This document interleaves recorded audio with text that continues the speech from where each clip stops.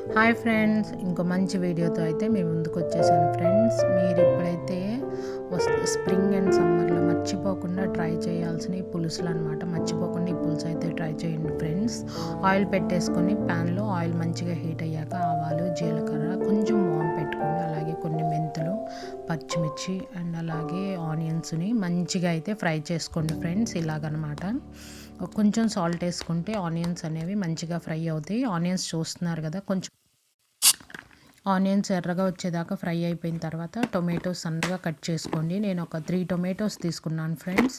అలాగే మీరు కూడా ఒక 3 టొమాటోస్ తీసుకొని మంచిగా దాన్ని కూడా ఫ్రై చేసుకోండి. ఇవి వచ్చి స్వీట్ పొటాటో కూడా మంచిగా పీల్ తీసేసుకొని మంచిగా కొంచెం అలా మగ్గనిద్దాం. అలాగే కొంచెం సొరకాయ కూడా పెట్టుకుందాం. చాలా యమ్మీగా ఉంటుంది సొరకాయ, స్వీట్ పొటాటో అండ్ అలాగే మీకు మునక్కాయలు ఉంటే మునక్కాయలు పెట్టుకున్న చాలా అండ్ కొంచెం ఉప్పు, కారం, పసుపు ఇవి కూడా వేసుకొని మంచిగా ఫ్రై చేసుకుందాం. చూస్తున్నారు కదా, చింతపండు పులుసు కూడా మనం ముందే ఇలా పిండి పెట్టేసుకున్నాం అనమాట.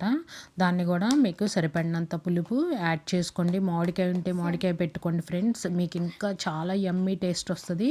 ఉల్లిపాయలు చూస్తున్నారు కదా, ఉల్లిపాయలు ఇలా యాడ్ చేసుకోండి, చాలా బాగుంటుంది. మీకు ఇష్టం లేకపోతే యాడ్ చేసుకోవద్దు. అలాగే కోడిగుడ్డుని ఇలా కట్ చేసుకోండి ఫ్రెండ్స్. పులుసు లోపలికి వెళ్ళి మంచిగా కోడిగుడ్డు అనేది చాలా యమ్మీ టేస్టీగా ఉంటుంది.